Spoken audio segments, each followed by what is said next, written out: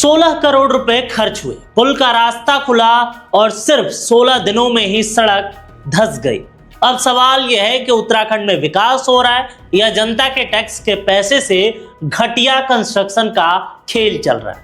राजधानी देहरादून के प्रेमनगर इलाके में नंदा की चौकी के पास टॉस नदी पर नया पुल बनाया गया। इस प्रोजेक्ट पर करीब 16 करोड़ रुपए खर्च हुए, लेकिन पुल को यातायात के लिए खोले जाने के सिर्फ 16 से 17 दिन बाद ही उसकी अप्रोच रोड का एक बड़ा हिस्सा धंस गया।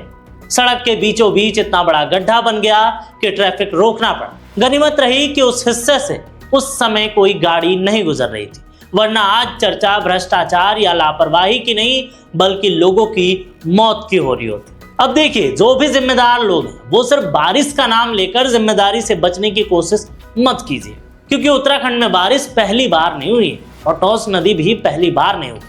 जिस जगह पहले भी बाढ़ और तेज बहाव से नुकसान हुआ हो, वहां नया पुल या रोड बनाते समय ज्यादा सावधानी और ज्यादा जिम्मेदारी बरतनी चाहिए थी।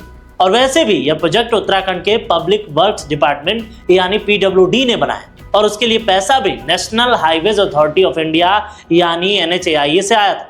राज्य के PWD मंत्री सतपाल महाराज हैं, विभाग के इंजीनियर इन चीफ राजेश चंद्र हैं और इस पुल को खोलते समय भी PWD के एग्जीक्यूटिव इंजीनियर राजेश कुमार ने इसे ट्रैफिक के लिए खोला था और इसीलिए इसकी जिम्मेदारी भी अब हवा में तय नहीं होनी चाहिए। राज्य के मुख्यमंत्री पुष्कर सिंह धामी, PWD मंत्री सतपाल महाराज और विभाग के बड़े अधिकारी जनता को बताएं कि 16 करोड़ रुपए के इस प्रोजेक्ट में गलती आखिर किसकी है। पहला और बड़ा टेक्निकल सवाल कि अप्रोच रोड के नीचे जो मिट्टी और पत्थर भरे गए थे उनकी लेयर बाय लेयर कंपैक्शन और डेंसिटी टेस्ट की रिपोर्ट कहाँ है?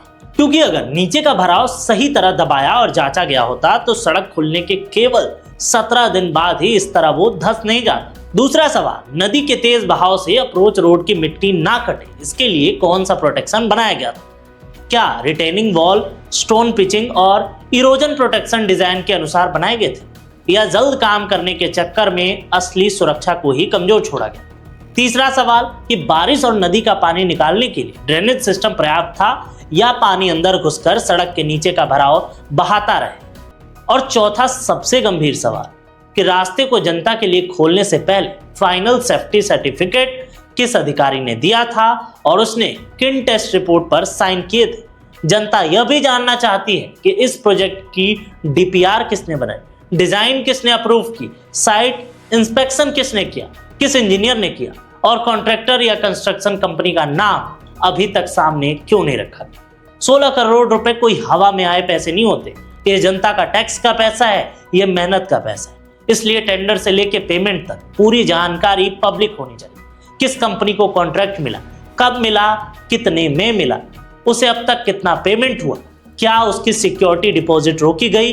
इन सारे सवालों को जनता के बीच लाना होगा। और अगर कंस्ट्रक्शन में कमी मिलती है तो रिपेयर का पैसा अब जनता देगी या कॉन्ट्रैक्टर से ही वसूला जाएगा? कांग्रेस नेता आयेंद्र शर्मा ने भी इस मामले में भ्रष्टाचार और लापरवाही के आरोप लगाते हुए गिरफ्तारी तक की मांग की। भ्रष्टाचार हुआ या नहीं ये जांच बताएगी, लेकिन केवल 17 दिन में अप्रोच रोड धंस जाना अपने आप में पूरी व्यवस्था पर बड़ा सवाल है, क्योंकि सरकार अब सिर्फ गड्ढा भरकर या सड़क दोबारा खोलकर मामला खत्म नहीं कर सकती।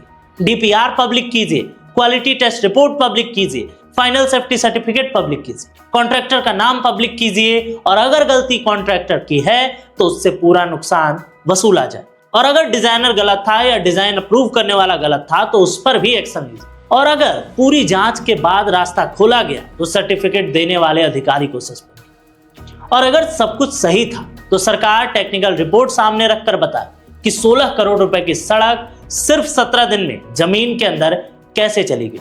क्योंकि सवाल सिर्फ एक गड्ढे का नहीं है, सवाल यह है कि क्या उत्तराखंड सरकारी कंस्ट्रक्शन जनता की सुरक्षा देखकर किए जा रहे या केवल बजट पास करने, टेंडर बांटने और इनॉग्रेशन करने के लिए? जनता ने 16 करोड़ रुपए ऐसी सड़क के लिए नहीं दिए थे जिसे चंद दिनों बाद ही बैरिकेड लगाकर बंद करना पड़े। अब सरकार को 3 जवाब देने हों। ठेका किसे दिया गया, सेफ्टी क्लियरेंस किसने दी और कार्रवाई किस पर हो? बारिश को दोष देकर भागना आसान है, लेकिन 16 करोड़ रुपए का हिसाब देना मुश्किल। क्या धामी सरकार इस 16 करोड़ का हिसाब दे पाएगी? कमेंट में आप बताएं।